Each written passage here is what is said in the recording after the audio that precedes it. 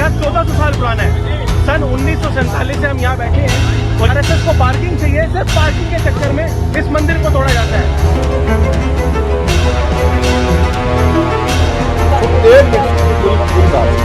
पूरी बात दोस्तों, वर्तमान समय में धर्म के नाम पर लोगों को बांटने की कोशिश की जा रही है। धर्म के नाम पर राजनीतिक रोटियां सेकी जा रही हैं और उसी आधार पर सत्ता को स्थापित किया जा रहा है। लोग आपस में एक साथ न रहें, लोग एक दूसरे से जुदा रहें। लेकिन इन सारी चीजों के बीच में कुछ वीडियोस, कुछ तथ्य सामने आते हैं, कुछ खबरें सामने आती हैं जिनको देख करके लगता है कि धर्म अभी उतना बड़ा हुआ नहीं। सबसे बड़ा धर्म है मानवता का धर्म। वो कितना भी लोगों को बांटना चाहे लेकिन लोग बटेंगे नहीं, क्योंकि उनके भीतर इंसानियत है। तो वीडियो में आपको दिखाऊंगा किस तरह से एक कार डूब रही थी, उसमें से एक दूसरे शख्स ने दूसरे शख्स की जान बचाई। और क्यों बचाई? क्योंकि वो इंसान थे, उनके अंदर मानवता का धर्म था। इस वीडियो में आपको यह भी दिखाऊंगा कि किस तरह से बुलडोजर के नाम पर वाहवाही लूटी गई। कहा गया कि बुलडोजर बाबा आ चुके हैं और धर्म के नाम पर, जाति के नाम पर लोगों के घरों पर बुलडोजर चलाया गया। लेकिन जो राहत इंदौरी साहब का शेर था कि लगेगी आग तो आएंगे सभी के घर जद में, यहाँ पे सिर्फ हमारा मकान थोड़ी है। और अब मंदिरों के ऊपर बुलडोजर चल रहा है। लोग सड़कों पर भी उतरे हैं विरोध में, लेकिन उस पर कोई रोक नहीं लगाई जा सकती। इस वीडियो में मैं आपको यह भी दिखाऊंगा कि किस तरह से जनता के चुने हुए प्रतिनिधि, जो जनता के प्रति जवाबदेह होते हैं, अगर उनसे कोई सवाल किया जाता है तो जिस तरह से बात को टालते हैं और हड़काने के अंदाज में दूसरी बात को लाकर रख देते हैं आपके सामने। यह भी देखेंगे कि जो मंत्री हैं वो किस तरह से जवाब दे रहे हैं। इस वीडियो में आप यह भी देखेंगे कि कैसा देश बनाने की कोशिश की जा रही है। धर्म के नाम पर, जाति के नाम पर लोगों को प्रताड़ित किया जाता है, इतनी बुरा तरीके से पीटा जाता है और जाति का वर्चस्व इतना बढ़ चुका है कि वहां पर गोबर खिलाने तक का काम किया जा रहा है। तो दोस्तों बने रहिए इस वीडियो में। आप देख रहे हैं लाइव टीवी इंडिया। हमारा अभिवादन स्वीकार कीजिए। हमारा नाम है आजाद। दोस्तों आइए सबसे पहले हम चर्चा करते हैं उस मानवता के धर्म की, जो सबसे बड़ा धर्म है। लोग जाति के आधार पर, धर्म के आधार पर आपको कितना भी लड़ाते रहें, लेकिन जब आपके भीतर मानवता का धर्म है तो वही सबसे बड़ा धर्म हो जाता है। दोस्तों खबर के मुताबिक डूबती रही नाव, फैसल ने नहीं छोड़ा शुभम का हाथ। उत्तर प्रदेश के पीलीभीत में गुरुवार सुबह एक अर्टिगा कार बेकाबू होकर गहरे तालाब में जा गिरी। गेट लॉक होने के कारण ड्राइवर अंदर फंसा गया और बेहोश हो गया।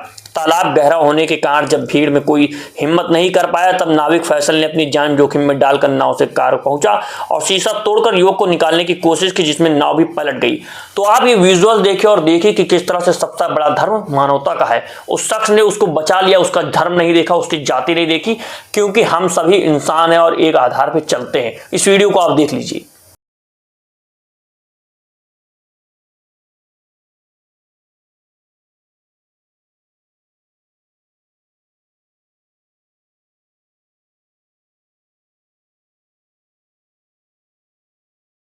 तो आइए दोस्तों आपको ये वीडियो दिखाता हूं कि किस आधार पे कार पार्किंग के लिए मंदिर को तोड़ दिया जा रहा है। कैसे पहले धर्म के नाम पर लोगों को बरगलाया जाता था और कार्यवाही की जाती थी तो लोग डुग्गियां पीटते थे, ताली पीटते थे। अब लेकिन देखिए कि आरएसएस को पार्किंग देने के लिए 14 साल पुराना मंदिर तोड़ देना कहां तक उचित है। बनारस में हजारों मंदिर जिनका वर्णन पुराणों में है उन्हें तोड़ दिया गया। जितने मंदिर बीजेपी ने तोड़े इतिहास में किसी भी नहीं तोड़े। आप देखेंगे कि इतिहास के नाम पर बीजेपी पार्टी खूब डुग्गी पीटती है और कहती है कि किस आधार पर लोगों ने मंदिर तोड़े, कौन यहां पर आए थे, किस आधार पर सारी ये चल रही थी। लेकिन अगर आप वर्तमान समय में लिखने बैठेंगे, ये बात दर्ज करने बैठेंगे, तो इतिहास में जितने मंदिर नहीं तोड़े गए, इतिहास में जितने लोगों के घर नहीं उजाड़े गए, ये सरकार उन घरों को उजाड़ रही है। ये बात किस तरह से सूर्य समाजवादी कह रहे हैं। और सारी चीजों को आप देखिए और तथ्य को तोड़ने और मरोड़ने की कोशिश जिस तरह से पार्टियां करती हैं वो भी आप समझिए। और धर्म के नाम पर, जाति के नाम पर लोगों को आपस में बांट करके उनको प्रताड़ित करने की कोशिश करती हैं। सभी को जय श्री राम। ये हिंदू टेम्पल है आपका अपना झंडेवालान मंदिर में, और ये आरएसएस की बिल्डिंग है जहां पर अपना झंडेवालान मंदिर में।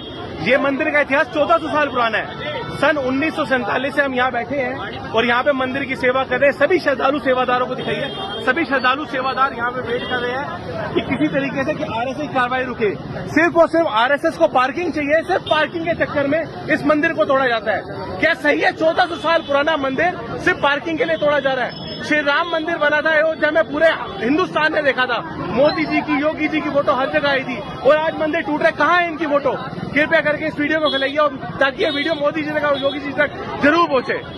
तो दोस्तों आइए इस वीडियो में हम ये भी समझेंगे कि जो जनता के प्रतिनिधि हैं, जिनको आपने हमने चुन करके भेजा है, क्या वो हमारे प्रति जवाबदेह हैं, और अगर जवाबदेहता उनकी तय होती है, और अगर वो जवाबदेह नहीं होंगे तो उनके ऊपर क्या कार्यवाही होगी। आप जो लहजा देखेंगे, जिस आधार पर सारी चीजें बताई जा रही हैं, कि ट्वीट के मुताबिक हरियाणा में बास्केटबॉल पोल में गिरने से खिलाड़ियों की मौत के कुछ दिन पहले का वीडियो है। पत्रकार दीपक भारद्वाज ने कृषि मंत्री कृष्ण बेदी के स्टेडियमों के खस्ताहाल पर सवाल किया। मंत्री जी के तेवर देखिए, मंत्री जी डीसी पर टालकर चले गए और डीसी प्रेस वार्ता कर बाहर चले गए। इन सारी चीजों को देखिए, और मंत्री जी अगर इन सवालों की गंभीरता से लिया जाता तो होनहार खिलाड़ियों की मौत नहीं हो। मैंने कहा कि हादसे नहीं, बीजेपी सरकार द्वारा प्रायोजित घटनाएं हैं और हत्याएं हैं। तो दोस्तों आप यह वीडियो देख लीजिए, किस आधार में मंत्री से सवाल पूछा गया था और उन्होंने जवाब नहीं दिया। लेकिन उसके बाद जिस तरह से लोगों की मृत्यु हो गई, एक घटना हो गई, उसमें दो खिलाड़ी की मृत्यु हो गई, इन सारी चीजों के जवाबदेह कौन है, इनकी जवाबदेहिता कौन तय करेगा। शेफाली जैसे बच्चे देश का नाम रोशन करते हैं, लेकिन आप लोगों ने जो स्टेडियम स्टेट में बना रखे हैं, कोच नहीं है, उनकी हालात खराब है। आपके पास कितनी लिस्ट है, कितने स्टेडियम की लिस्ट है आपके पास? रोहतक जिले की बता, आप वो लिस्ट दीजिए, हम चेक आउट करा लेते हैं, आपकी संख्या दूर कर देंगे। ना सफाई है ना। आप अपनी बात कह रहे हैं, उससे कुछ फर्क थोड़ी पड़ेगा। आप कुछ भी करते रहेंगे, उससे कोई फर्क नहीं पड़ता। कोई मेरे को लिस्ट दीजिए, या मैं अपने अधिकारियों को कह के डी साहब को आज चेक करा लेता हूँ। नजदीक एक मिनट सुन, पूरी बात सुन, पूरी बात सुन लीजिए। डीसी साहब यहाँ पर हैं, जो आप इनको बताएंगे आज चेक करके शाम तक आपको जवाब देंगे। देना जवाब बिल्कुल। और बताइए, प्रशासन की जिम्मेवारी नहीं है, अन्य लोग बताएंगे सारी बातें। अरे आप पूछ तो आप रहे हो, आपको जवाब दे रहा हूँ ना मैं। अरे मेरे मित्रों, आज खुशी का दिन है, सुनिए। अरे सुनो, आप ये प्रेस कॉन्फ्रेंस नहीं है, आज बेटी का स्वागत करने का दिन है। अभी 15 मिनट के बाद अलग मिल गए आप पहले भूपेंद्र हुड्डा की बात करो, फिर ये बात करो। आप ये सवाल उससे करो, 15 मिनट बाद मैं यही होगा ना आपके पास। दोस्तों ये जरूरी नहीं है कि सरकार किसकी है, ये जरूरी नहीं कि आपने किसको चुन लिया और कौन सरकार में बैठा हुआ। सबसे बड़ी बात यह है कि जो भी सरकार में बैठा है, जो भी सत्ताधीश है, उसकी जवाबदेहिता तय होनी चाहिए, क्योंकि काम उन्हें ही करना है, आपके चुने हुए प्रतिनिधियों को करना है। जो संसद में बैठे हैं, जो विधानसभाओं में बैठे हैं, अगर वो लोग अपनी जिम्मेदारी से पल्ला झाड़ लेंगे, अगर वो आपकी बात नहीं सुनेंगे, आपके लोगों के लिए काम नहीं करेंगे, तो किस आधार पर देश चलेगा और किस आधार पर राज्य विकसित होंगे। अगर राज्य विकसित नहीं होंगे तो समाज किस आधार पर चलेगा। इन सारी चीजों को देखिए और समझिए कि किस तरह की राजनीति को बढ़ाया दिया जाता है। तुरंत मैं आपको राजीव निगम जी का ट्वीट दिखाता हूं, जो उन्होंने वीडियो साझा किया वो भी दिखाऊंगा, जो आईपी सिंह ने ट्वीट किया है। राजीव निगम लिखते हैं, क्या हिंदुस्तान बना दिया गया है, कुछ भी चल रहा है, शर्म लाज बेशर्मी बदतमीजी की सारी सीमाएं लांघी जा रही हैं, इंसानियत को तार तार किया जा रहा है। और आईपी सिंह लिखते हैं कि उड़ीसा में मोदी जी की सरकार है, जहां एक दलित बेबक युवक को पीछे हाथ बांधकर गन पॉइंट पर गोबर खिलाया जा रहा है। किस तरीके से हिंदू राष्ट्र का सपना दिखाया जाता है और लोगों को प्रताड़ित किया जाता है।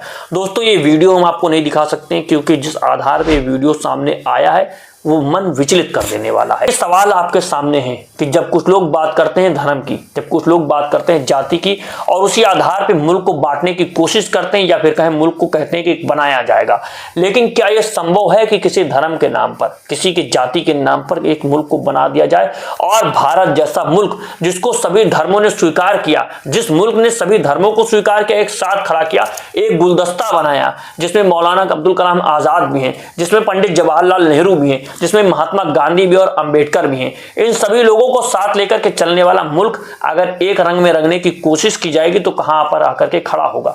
जब देश के प्रधानमंत्री कहते हैं कि हमको विश्वगुरु बनना है, तो क्या विश्वगुरु की संकल्पना डॉक्टर एपीजे अब्दुल कलाम के बिना हो सकती है? विश्वगुरु की कल्पना किसी एक समुदाय को पीछे छोड़ करके की जा सकती है? ये विश्वगुरु तभी बनेगा जब हम सब साथ खड़े होंगे, क्योंकि ये पांचों उंगलियां अगर खुल गई तो कुछ हासिल नहीं होगा। इन सभी लोगों को एक साथ बंधना होगा, और इसी आधार पर सारी चीजें चलती हैं, तभी हम एक ताकत बनकर के खड़े होंगे। हमें देश और दुनिया से सीखना होगा, जिस आधार पे उन्होंने एक साथ काम किया, चाहे चाइना की बात कर लें या फिर यूएस की बात कर लें, वो लोग कदमताल करते हुए चले गए और उपलब्धियों को हासिल कर लिया। लेकिन अगर हम सिर्फ जुमलेबाजी में पड़ेंगे, हम और जाति की बुनियाद पर देश तरक्की तो नहीं कर सकता। ये हमें और आपको सोच लेना चाहिए। और दोस्तों अगर आप चाहते हैं कि इस तरह के वीडियो, इस तरह के मुद्दे में आप तक पहुंचाते रहें, तो लाइव टीवी इंडिया को सब्सक्राइब कीजिए, वीडियो को ज्यादा से ज्यादा शेयर कीजिए। मिलता हूं आपसे अगली वीडियो में। नमस्कार, जय हिंद, जय भारत, जय संविधान।